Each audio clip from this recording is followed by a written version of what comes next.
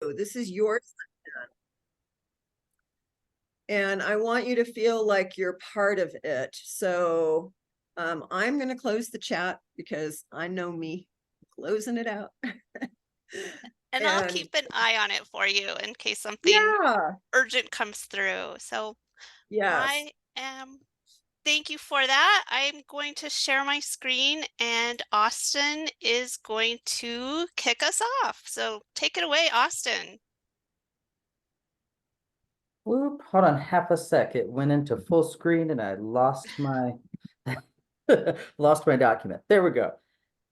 Hi everyone, welcome. Welcome, welcome. This reading is brought to you by the Santa Fe Community College Library and Creative Writing Program, partnered with the Creative Writing Programs at the Institute of American Indian Arts. We are thrilled to have you join us tonight for this special reading event, and we hope you will come back to celebrate the power of words and storytelling at our future events, especially a week from tonight, when Janna will return.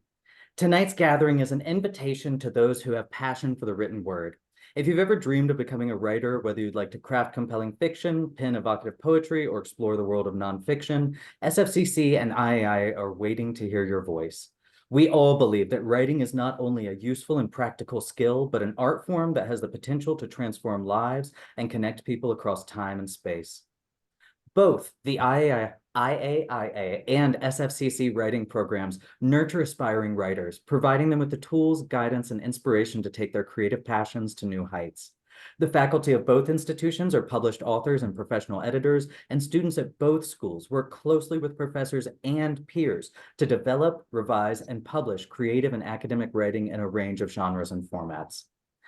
One reason we have partnered is because SFCC's and IAI's writing programs complement one another. SFCC offers a certificate and an associate's degree in English language creative writing, while IAI is home to a bachelor's degree and a master's of the fine arts program. Some SFCC creative writing students go on to complete their bachelor's or MFA degrees at IAIA, giving them the skills and expertise to submit manuscripts for publication, pursue a career in editing, or continue their studies in creative writing.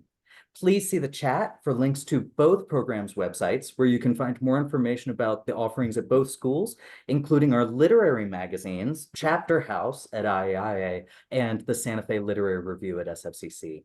And SFCC's entire certificate program can now be completed online.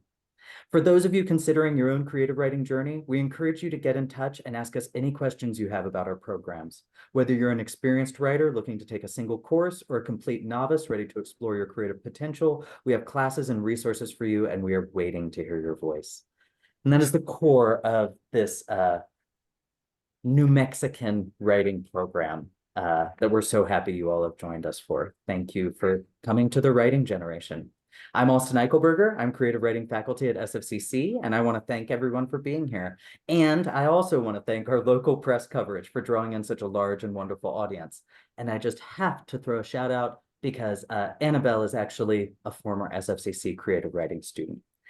And now I'm going to hand it over to Valerie Nye, Library Director at SFCC, to introduce Janna Lopez, this evening's reader. Good evening, and we're so glad to have you all.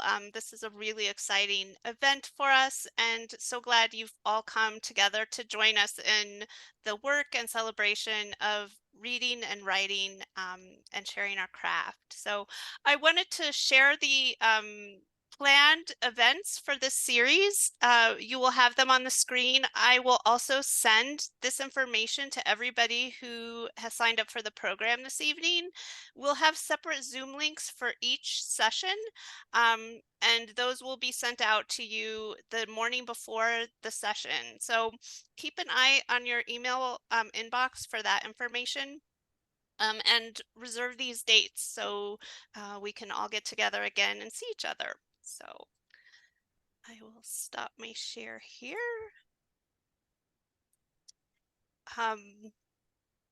So it is my complete honor to introduce our first writer in our series this evening. Janna Lopez is the current Santa Fe Poet Laureate Ambassador. She's a book coach, creative writing teacher with an MFA, and a published author.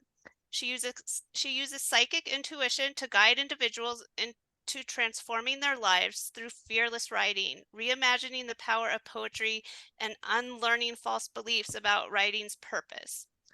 Her next book is Writing Freedom Forever. And this week, I just have to recommend, I've been reading her book, Me, My Selfie, and I, Oops. which is a book about middle-age identity. It's a book that speaks beautifully about issues in the middle of our lives and is written so clearly and in a way that I haven't heard spoken or haven't read about before. So thank you, Janna, for your work. It's meant a lot to me and I really appreciate it. Thank And you. look forward to everything else you have to share. So everyone, please help me welcome Janna Lopez. Hey, everybody. It's so good to see all your faces, and I'm really happy to be here. And I too have to give some thanks to Austin and to Val for all of their help and passion for generating ideas and conversations about what writing can be and what it can do. And I love that we can have these conversations. And listen, you could spend your next hour doing anything, but you're here. And to me, that says so much, because you're here to show up for yourself. You're here to create some excitement, inspiration, and what I like to call the possibility of possibility. And so I'll definitely tell you a little bit about me as we're going along. And I want to say, I hope you have a pencil or a pen and a piece of paper, because although I'm going to be sharing my poetry and talking about it, I'm very much a people person, teacher, and everything I do and present is always a hybrid between sharing, teaching, and engaging and having you participate.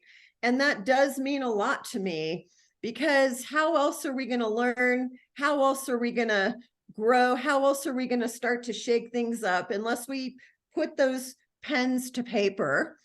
And most of what I teach, some of you might be surprised. Some of you I know who have worked with me are not surprised, but I am the antithetical poetry teacher. And I like to create spaces and places where poetry is integrated into everyday life. And most of my work out in the world is helping people unlearn what they've learned about writing. Now, writing, interestingly, is the one thing from the time that we're like 3 years old, we are basically raised to understand that writing has to have a purpose, that we have something to do with writing that is essential to getting a grade, essential to fulfilling a job or a task.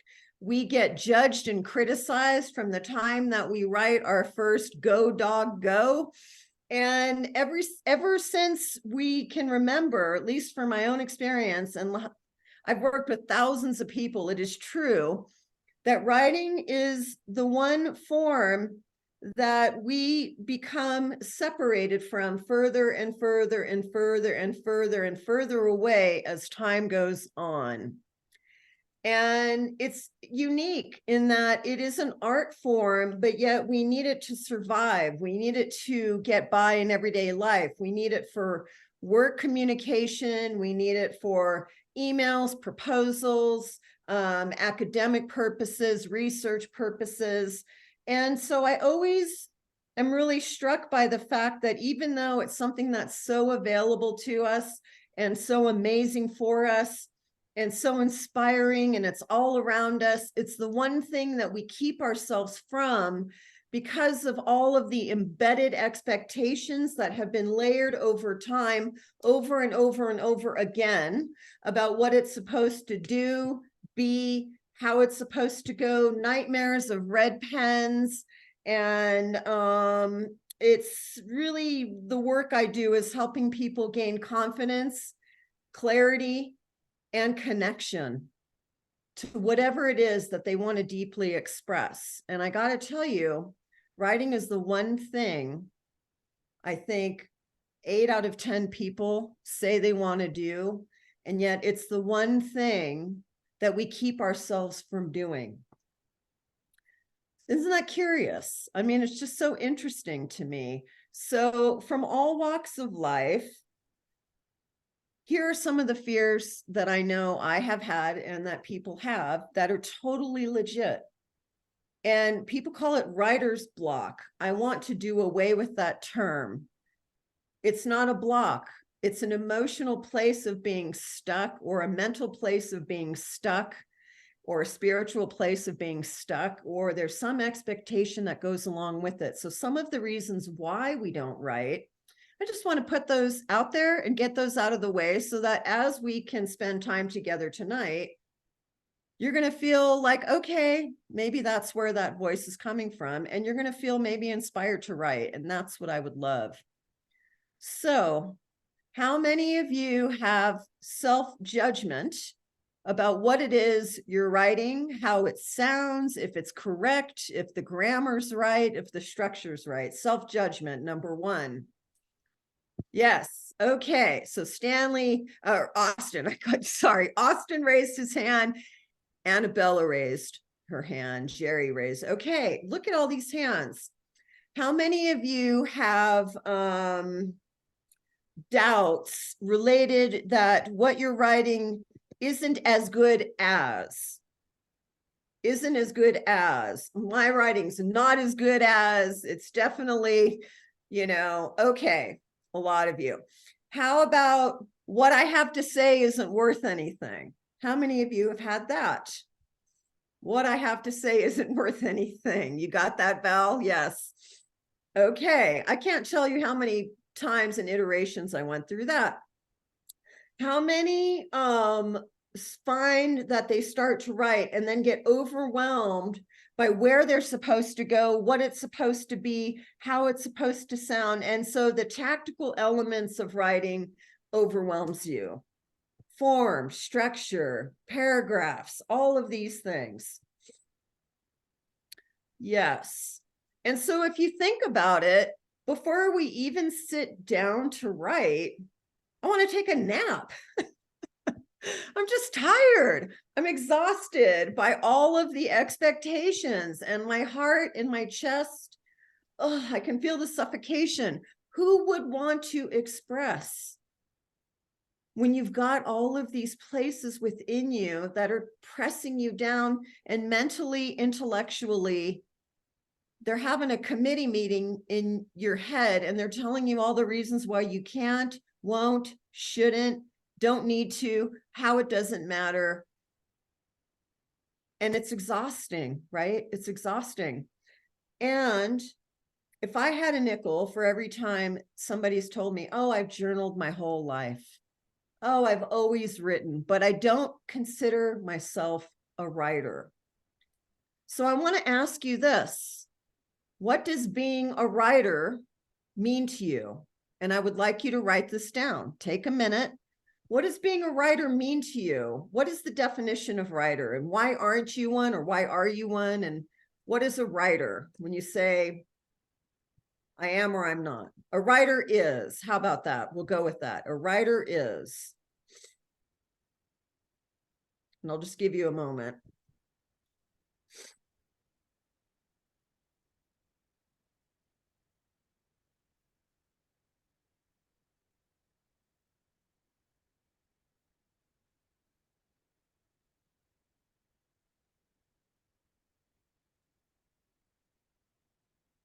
Now, in my version of what a writer is or was, and this is actually heartbreaking to me, is that I had written my whole life, but I did not call myself a writer until I was 47 years old, even though I'd written my whole life.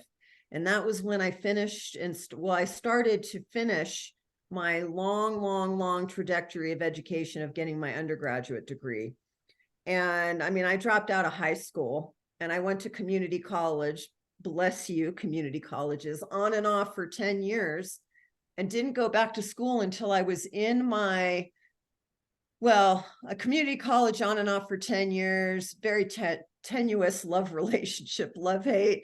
And finally, after years and years, I went back and got my undergrad at 49 years old.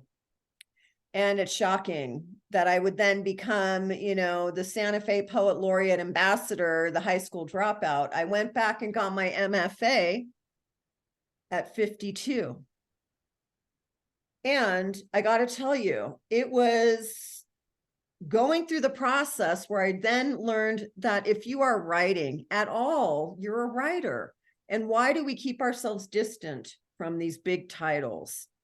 So my trajectory to poetry, and this is where I'll start this conversation, was I'd always written poetry, but never read poetry. And I always felt like the idiot.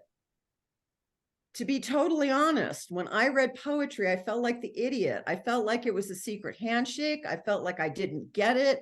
I felt like it was very elitist. I felt like only people with leather elbow patches and pipes and fancy degrees got in on that secret club.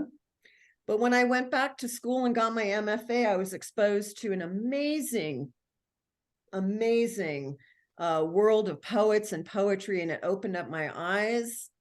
And so now I am very passionate about making poetry available, equitable, and accessible in everyday life, because once I got familiar with and got patient with myself and started to open up my eyes and allowed poetry to introduce itself and allowed the words to connect with me, I felt like I had missed out on like the greatest 45 years of my life that I wish I would have been with poetry, because now I write every day, I read every day, and I love it. So I want to let you know that if you have wanted to investigate poetry and you've thought about learning about poetry, it's a damn shame that it's taught the way it's taught, because if we were given access and freedom and safety, I guess, and support and encouragement and patience for like how to access it, it would change everything. And I have to tell you that now that I teach poetry, there is somebody on here, and he knows I'm going to mention him, Judge, when he was one of my writing students. And I did a writing retreat and I said, we're going to do poetry. And I swear this is a true story. He rolled his eyes and folded his arms and sat there like this. And within 6 months, guess what his first book was, everybody? A poetry collection. There it is. So it truly is such a beautiful thing when you can help somebody find their way.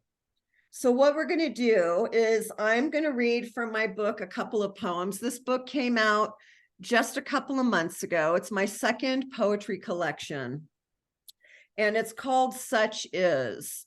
And for me, writing poetry and anything I write actually is always only going to be for an audience of one, myself.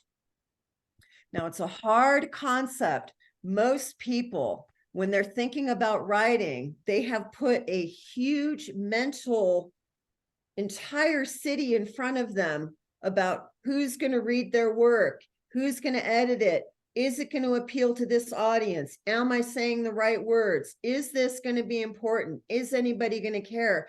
And you spend all that mental energy, creative, expressive energy, trying to build some prefabricated world to measure up to a perceived audience that may or may not get your work anyway. Because one thing is true, people are always not going to like your work. The other thing that's true, people are always going to like your work. So no matter what, we've spent all that headspace and energy trying to cater our expression and our words and carve them and shape them from our birthing place into in our throats and out of our mouths and into the page to be something so prefabricated and away from what we really want to write or what we really have to say or what it is we really want to write. And people that say, oh, I want to write a book because I want to tell physical therapists how they could do their job well. And this is a true story. I worked with this author. She was stuck for 7 years. She could not finish her book. And so we worked on it. I'm like, what's wrong? And she really, that wasn't the story she wanted to tell. The story she really wanted to tell was how mental, physical, and spiritual connections are made towards the body's healing. She thought that book wouldn't be received in the medical community.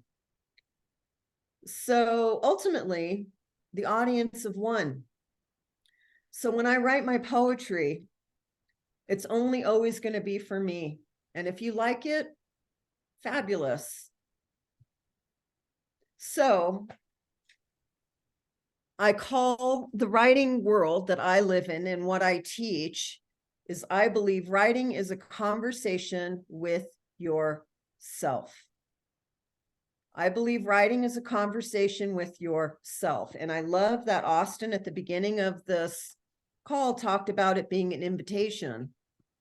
And invitations are my teaching cornerstone. You can invite yourself into the writing process. There are no expectations, only invitations. You can take it or not. And when you start to think about how you can invite yourself into this conversation, I'm telling you, those words will find you, and it's beautiful. And I believe writing is a relationship that we cultivate. Writing is a conversation that we cultivate. So my poetry is a conversation with myself. And this book, such as, it's 3 subjects that I wrote about: grief, love, and belonging. Now, why that's important is because this is my own philosophy, is I believe that the human experience comes down to only 2 primary elements of humanness, and that's love and grief. And I believe that those are the only 2 things that we cannot think our way into or out of. We cannot intellectualize love. We cannot intellectualize grief. And that is why poetry is so powerful for me in this form. And I write about these 3 topics over and over and over again. And so what I did was, if I have 200 poems, I picked my best 15 that to me meant something about grief, love, and belonging. And even creating this collection was part of that conversation. The conversation never ends for me. So what I'm going to do is I'm going to share the first one about grief. I'll read the poem, and then I'm going to give you the behind the scenes and see if you have questions. So what I'd like you to do, since this is an interactive session, I would like you to take notes. If there's words that stand out to you, if there's a thought that comes across your mind, if there's a phrase you really relate to, if there's something that sticks with you, begin this conversation with yourself through the conversation with myself that I'm having with you, right? So this is how I enter into poetry as a reader, is I get curious. Curiosity. So I always tell people, start with the title. When you're reading a poem, what does the title say? What does it mean to you? Okay, so here we go. Unspoken bird. Grief is an unspoken bird, a wheelchair in a desert, a lion with empty teeth. Grief is a window of butterflies, a cosmic rain shower, a twilight eye of a hungry coyote. Grief is a friendship whose time had come, severed by lonesome change, a recipe short of sugar cubes, a violent dream at dawn. Grief both steals and shelters love. How wily of this mystery, its terror shines light of 1,000 fireflies. Yet we agree to face such blindness, invite such blindness, agree to embrace such dazzle.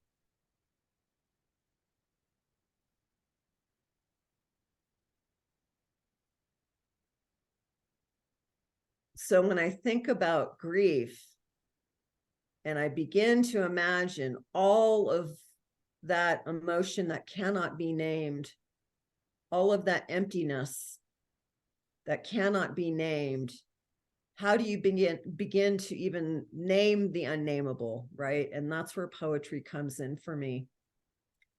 So what I'd like you to do right now is just write a single sentence, grief is, and try to give it a name or a sentence and see what happens. And I'll give you a moment for that.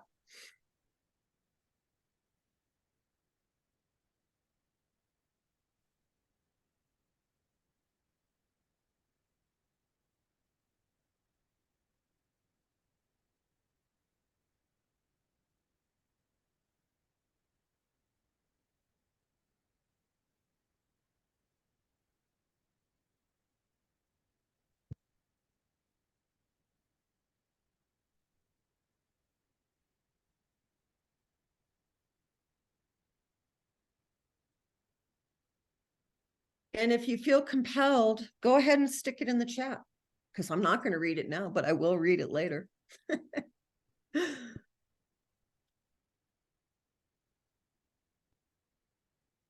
And for me, it felt, I don't want to say it felt good because that's not accurate. It felt honest, at least, to be able to have a conversation with myself about the grief I was experiencing in that moment. And to me, you know, a wheelchair in a desert said everything. And when I'm in my process of working and writing and whatever, people always ask, how long did that poem take? And I do not want my process of time to be compared with what is considered a reasonable amount of time. I have people that take 7 years to write poems, and sometimes my poems take 10 minutes. I mean, in the process, I'm writing with what I call the you-ness, YOU-NESS, the you-ness. And to me, that is the place of my deepest expression, absent of thought or feeling. And this is what I've worked on. This is what I teach people. This is what I help people figure out, because we automatically filter everything of our emotions and our expression through our head. And this is a faulty system. This may know some things, but to me, the difference between the knowledge in our brain and the feeling in our gut, in our wisdom, in our souls, that's understanding. And they're different for me. There's a difference between knowledge and understanding. And I want understanding, even if it's in the moment, because we can't know what we don't know, right? But we can spend our lifetimes driving ourselves crazy thinking that we can and that we do. So poetry is the place where my expression meets honesty. And so I love that when it comes to grief and love, poetry is the thing for me. It just is. It just really is. So I will now contrast that with a poem about love. There's still grief in there, but it is love.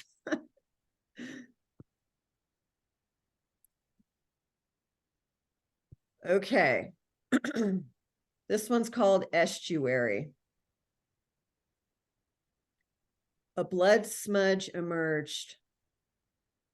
A trickle, brown, violet, cast in concrete. I kept thinking it was you, your way to insinuate you were once my everything. I thought it was a receipt for penance I'd paid, as if you'd heard my heart about wanting, no, needing to deliberately untangle blood fibers of you. It's insurmountable to untangle threads of blood. Droplets are time, viscosity is memory. They may always pump at a low hum, because even though I don't want you there, I mean here, waiting and gathering pools of grief, the estuary of love has nowhere else to go.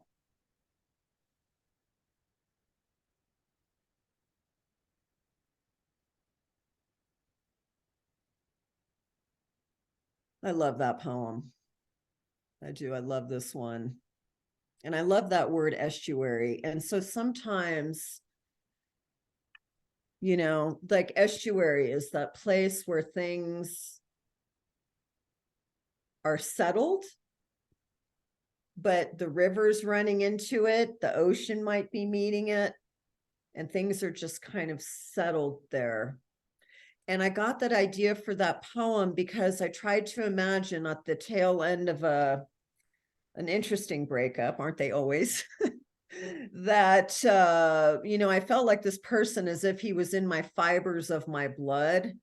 And people always talk about how, you know, when you separate, oh, you just have to separate yourself. And I'm thinking it's not that easy when you feel like somebody's a part of your fibers of blood. And then as I was walking, I'm like, well, how would you untangle blood fibers? And that was really the beginning of that poem for me. So,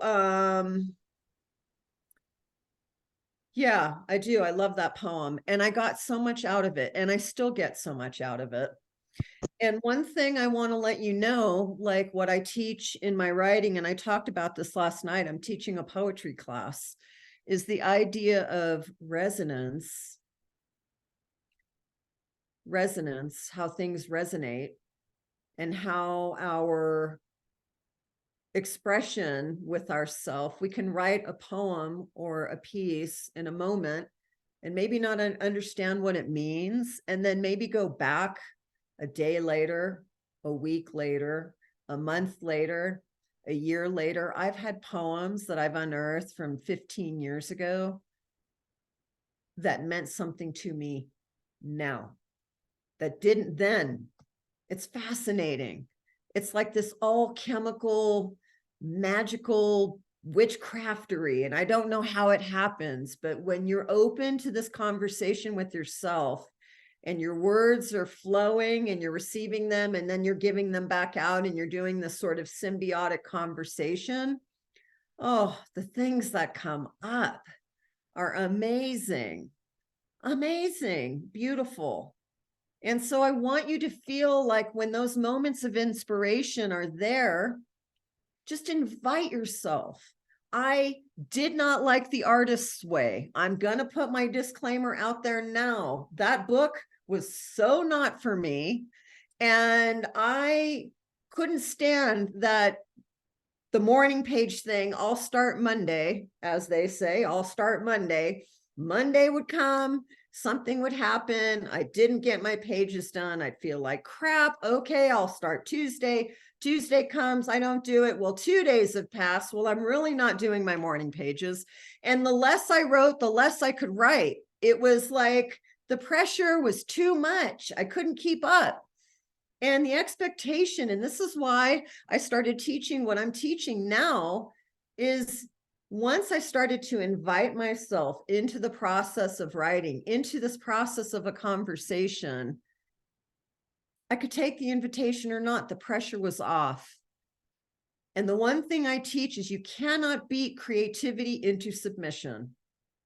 If you tell yourself, I'm going to get 5,000 words done a day, that may work for a day or two. And I don't believe, I'm not saying that having a practice or a discipline isn't helpful if that's how you work. It did not work for me. And I do not believe that writing is a practice, because I'm not trying to do anything or get better at anything or perform, and I'm not a doctor. So for me, it's a process, not a practice. And there's a difference. It's a conversation, not an expectation. It's an invitation. And that changes the game. I got to tell you, I've worked with a lot of writers, and this is the hard thing to start to unravel, because we have been told socially over and over and over again that if you do this many words at this time of day, and it has this specific function and for this audience, and how to write a bestseller. I mean, all those things made me want to take a nap. I didn't write. So what's the difference between writing and not writing? I can tell you the secret is the people that I have worked with. I've had people that have been stuck for 40 years that have finished books. Is they started to see the value of what they would gain from the learning and the understanding and the discovery and the conversation with themselves and all the beautiful things that started to appear once they made room for themselves in their own expression. And the writing changes. I'm telling you, it does. It just does. And it's amazing. Poetry, to me, is the most liberating, but it's also the thing that people are the most intimidated by. But I got to tell you, I believe this 100%, no lie. I believe every single person has a poet in them. And I was teaching yesterday or the day before at New Mexico School for the Deaf. And what's interesting is these kids silence themselves. That's how they're born and raised. And there was this one kid, I've been to this class 3 times, would not write, couldn't get focused, frustrated. Teacher was having a hard time. And at the end of the class, he quietly came up to me, and the interpreter was there, and he said, "Can I please show you this poem I wrote?" And it was one of the most gorgeous poems I have read in years. Unbelievable. And I thought, why? Why are you so afraid to share this? Why are you so stuck with the idea and the judgment when this is, give this to the world, right? So I want to encourage you.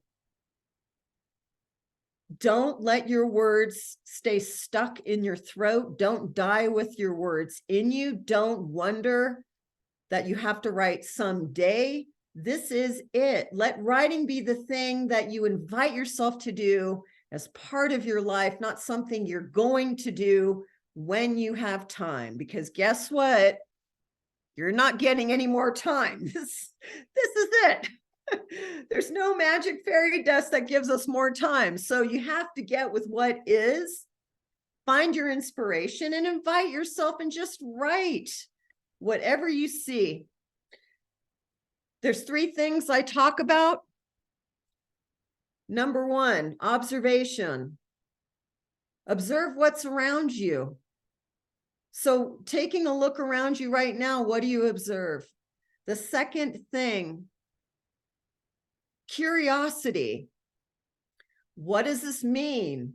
How does this affect me? Do I care? Does this matter? What do I not know? Curiosity, amazing for writing.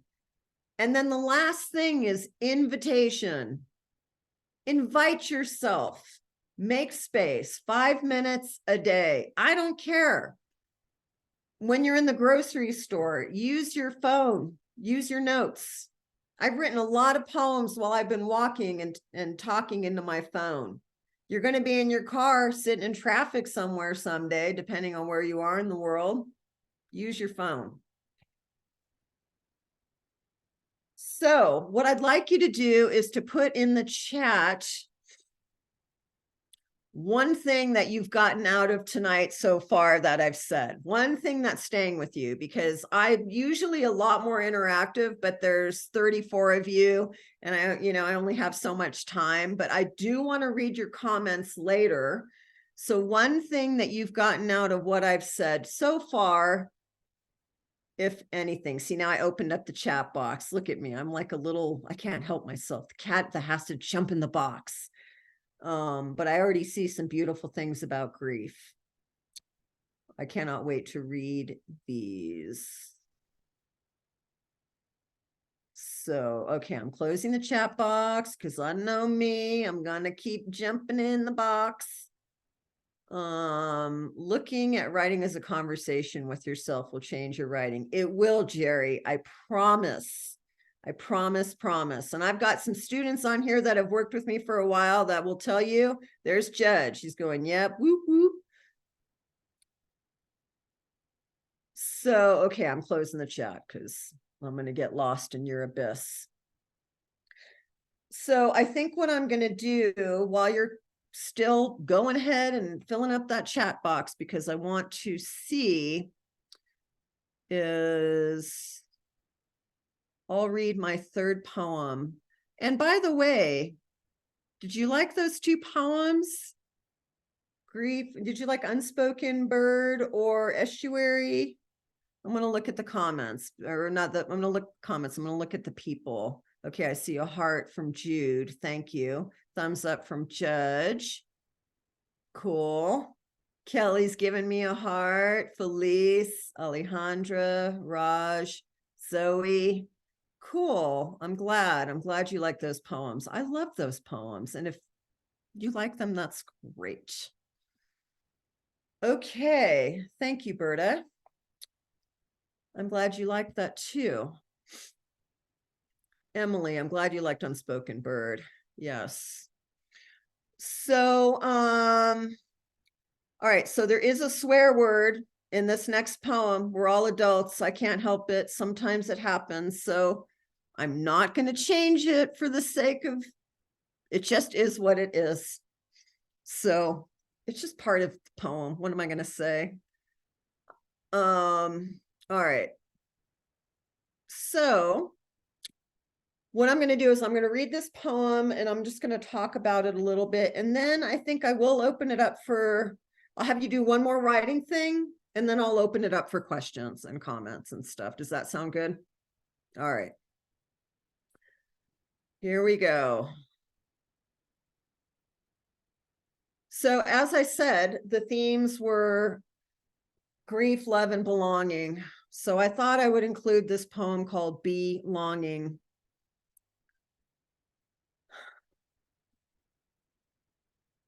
All right, here we go. Interesting. We're birthed into a word skin that insists upon immortal need and wanting. Be in longing to restlessly crave wantedness, seenness, nakedness, as if our humanness, concealed beneath a glorious bouquet of flaws, messiness, and sometimes nefariousness, is still allowed within the hollowed nook of any other's starlit embrace. Ah, yes, motherfucking. I'm sorry. Ah, yes, mother wanting fuckers. See me be longing with the best of them. At the grocery store, draped in Hello Kitty PJs, because the previous night's emptiness got the best of me.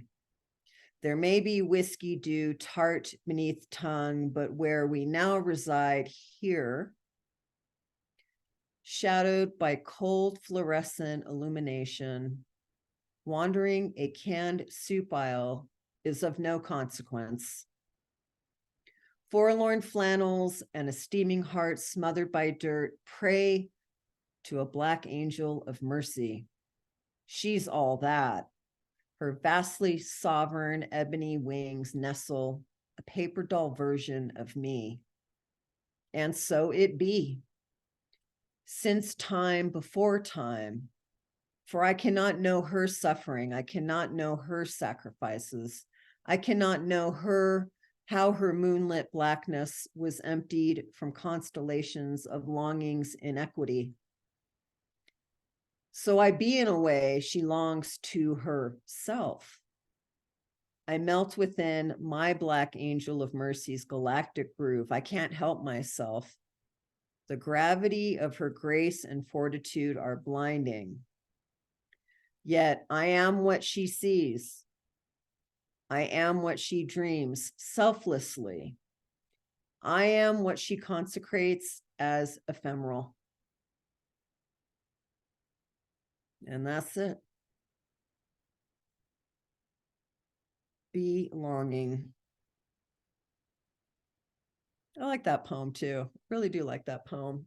That's probably one you need to read on your own.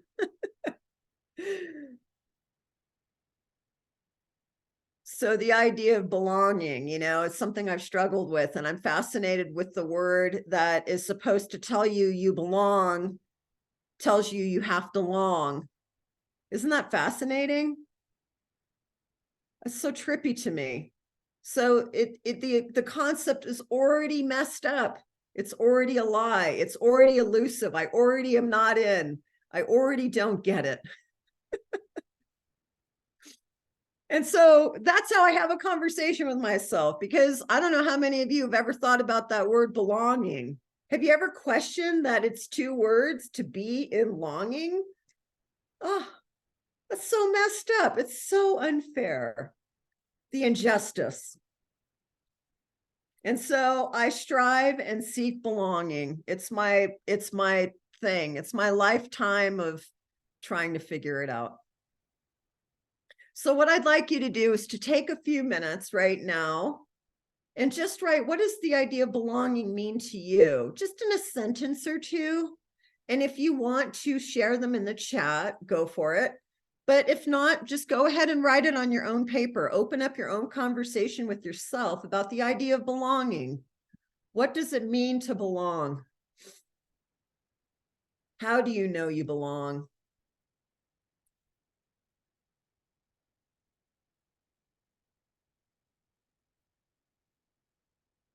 And I'm going to look at the chat box while you're doing that.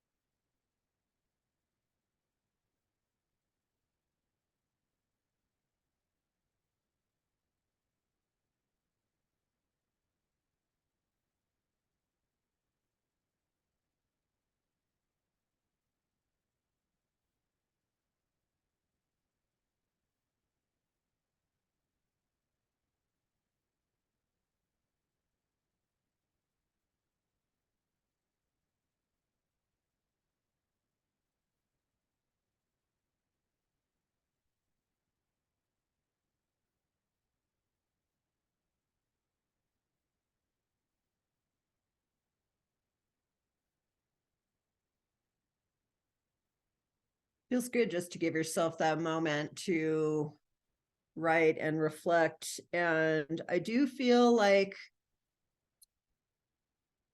writing in response to things, using other things as invitations can be really powerful. And whatever you use around you as inspiration is perfect, because life is pretty weird. Life is pretty absurd.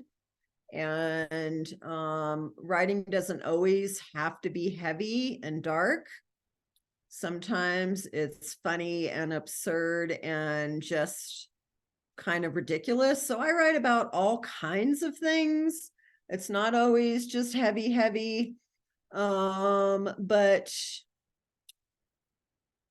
you need to give yourself that space for all of it, because we are never any one thing. Sometimes it's just as ridiculous as wishing like we could put a banana peel and do some Don Knotts kind of kooky, Sometimes we just want to be silly. Sometimes we want to be sexy. Sometimes we want to be regal. Sometimes we want to be diplomatic. Sometimes we want to be mean. And I feel like that's all honest and part of it. It's like honoring all parts of it. And so looking at expression as a kaleidoscope, I know it's a cheesy cliche, but I swear I feel it in my body when I'm writing, that you could have a single topic, and depending on where you click it just a hair, or depending if you're holding it up to the light or you're looking down in the dark, you're going to see something different. It's a fractal. Expressions are fractals, they're moments, they're instances. And learning how to be in that conversation, you're building trust. You're building this place within yourself where that trust will flow. And then things start to come up. And once it knows, the you-ness knows that you are there, I swear it's going to have a lot to tell you, because in this day and age, if you're scrolling cat videos, it's not really going to have too much incentive to open up and tell you its deepest and truest expression. I guarantee it. So it's about trust. It's about invitation. It's about curiosity. It's about giving yourself grace. If you're stuck for whatever reason, there's probably a damn good reason why. And so understanding it. And one of the things I'm going to put in my in the chat right now, if anybody's interested in purchasing that book, there it is. And as a sort of thank you for hanging out, and if you want some like insight into why you may be stuck, I created a little booklet to give to everybody tonight. And so it talks about reasons why we procrastinate and invitations and some of my work. It's free. It's just to give you some insight. So if you're interested in that booklet, just let me know in the chat, and I'm going to make sure that you get it. It's 10 pages. You can print it out. It's a PDF and it's free. And it has all of like reasons why we procrastinate. And I do workshops around that for a whole weekend. So I'm giving you like the turbo 60-minute version and reading poetry. But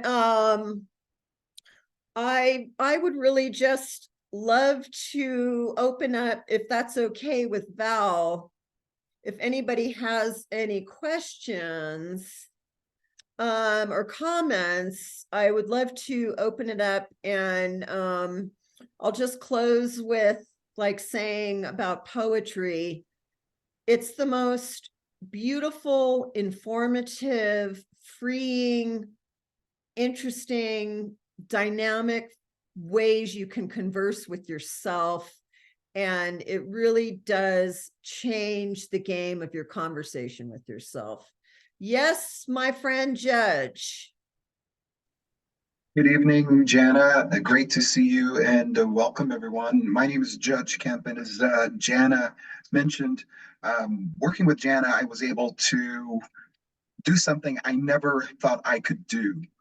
And the idea of poetry, as she mentioned, really, it just wasn't for me. I kid you not. I did roll my eyes, and you know, I was completely turned off by it. And when I really just allowed myself to be present, experiment, and who knew? It's a beautiful form of artistry. And with her help, I was able to publish a book of poetry. So, and wasn't it an amazing feeling to give that gift to yourself? So I wanted oh my know, God. wherever you are is perfect. Wherever you are. It is like giving birth to a child. That joy. That is the only thing I can equate it to. I'm not a mother, although I've been called a mother before, but that's different. But as such, even now, as I look at these pages, I'm like, I did that.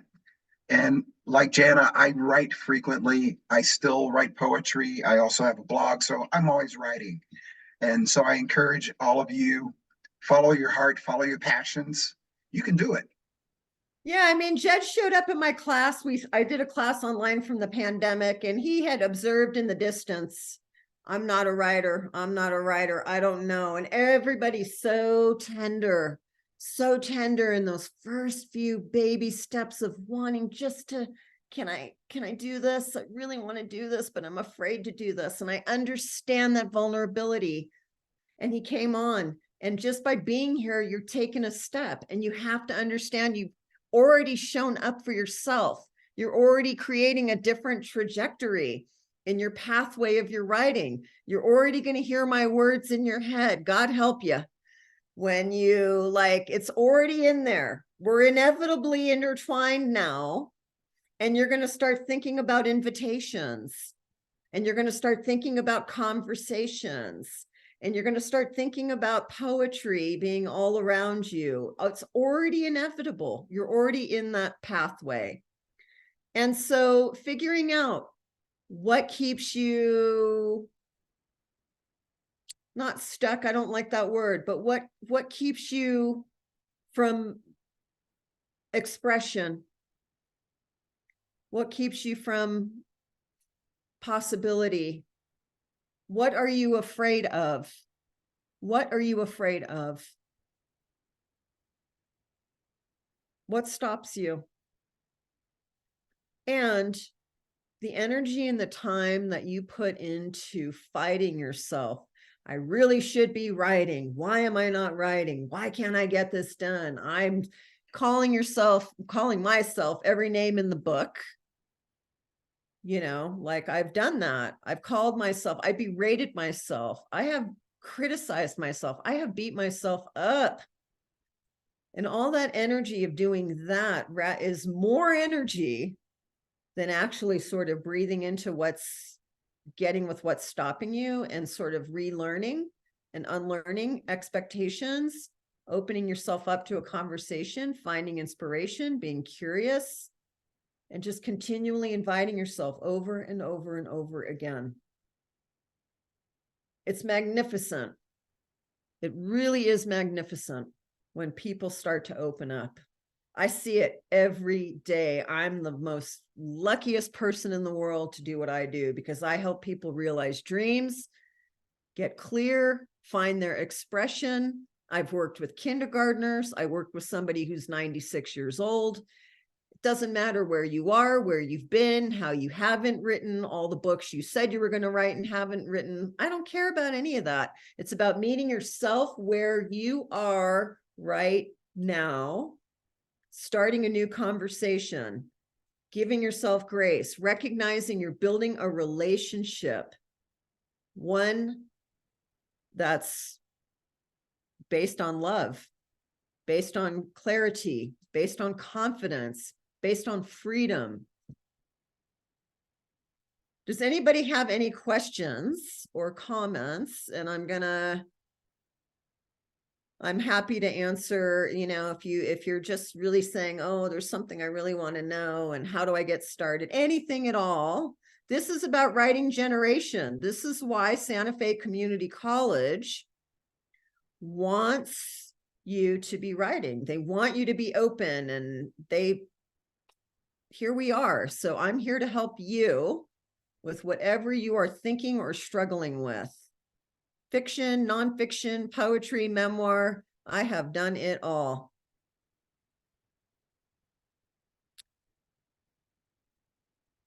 After all this, not somebody's that's okay. I can be patient, because I know there's somebody out there who really wants to ask a question and they're shy. And don't make me use my psychic intuition on you, because I will.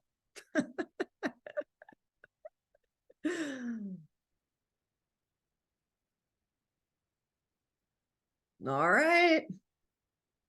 I'm finding this very hard to believe. I have a question that I've never asked you. Okay. So you went later in life, in the last handful of years, you decided to go to school and get a master's.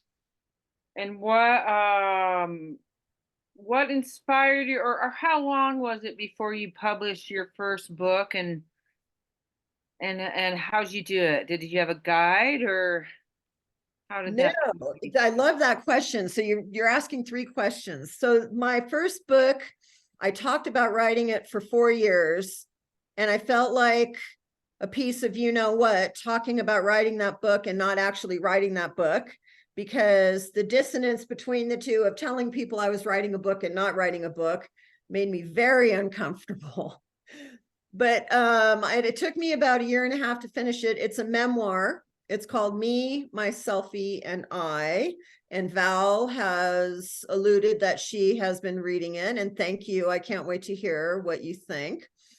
And it just felt important. And so everything I teach now, I've had no teachers, no mentors, no gurus, no guides, nobody picking me up and taking me along. I really learned what I'm teaching based on doing. So because I've thought about writing a book and didn't write a book and wanted to write a book and was stuck, that everything I now teach and talk about is based on my own experience of wanting to write. And why didn't I write? And what kept me stuck? And getting the master's was so that I could teach. I've always been a teacher, but it gave me the credibility to teach. But, you know, more importantly, it also, I thought to myself, I've never really had a formal education about writing. And I think that's why I'm untainted in some ways, because I didn't have teachers ruin me. I was a terrible student. I never really went to school. I was on and off over decades of time. So I didn't have enough in me to ruin me. And so I thought, for once in my life, I want to learn what I don't know about writing, because even though it's very natural and intrinsic to me, I still knew I wanted some education. So I went and I got my master's, and it was really, really great. And it opened me up to a lot of viewpoints. And so that's why some people are shocked when I tell them I was a high school dropout, that I went to community college for 10 years, that I didn't get my undergraduate until I was 49, and I got my master's at 53. And so I'm a strong believer in education. I feel like it's really important because it gives you options. And at the same time, the academic world serves a purpose. And I think a lot of what in the ways we teach these days and in the educational institutions really don't meet students where they are. They don't meet people where they are. And I think it's especially important for writers who are vulnerable, hopeful, want to be inspired, and they've been given decades of expectations of how it's supposed to go, so much so that they're choked up and they can't speak freely. So everything I teach is because of what I've learned by doing. I mean, people are always surprised. How do you learn what you know? I don't know. I just do. And, you know, talking to a lot of people, I've had a chance to really work closely with a lot of people. And I understand the vulnerability. I understand. So. Emily Thank had you a very much. question in Yes, the go ahead. chat. She Yes. wanted to know about your poem Unspoken Bird, if it's a play on words or drawn from the beginning of your poem. Unspoken Bird. I was thinking about grief. And I was thinking about all the things about being unrealized. And there's nothing sadder to me than the thought of a bird that can't sing. And there's just something about the idea of an unspoken bird. It just spoke to me. And then that's what got me going with the wheelchair in a desert, a lion without teeth. Also led me to this idea of a window full of butterflies, because grief can also be very beautiful.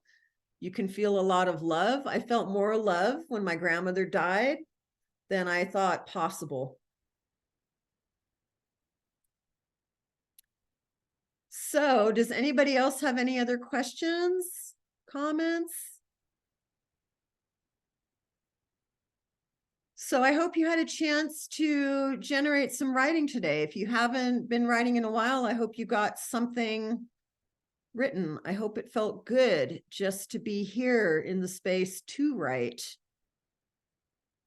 This has been great, Janna, and it's been freeing to use your prompts and start thinking about what next week might hold for us. So I hope everyone will join us again next week.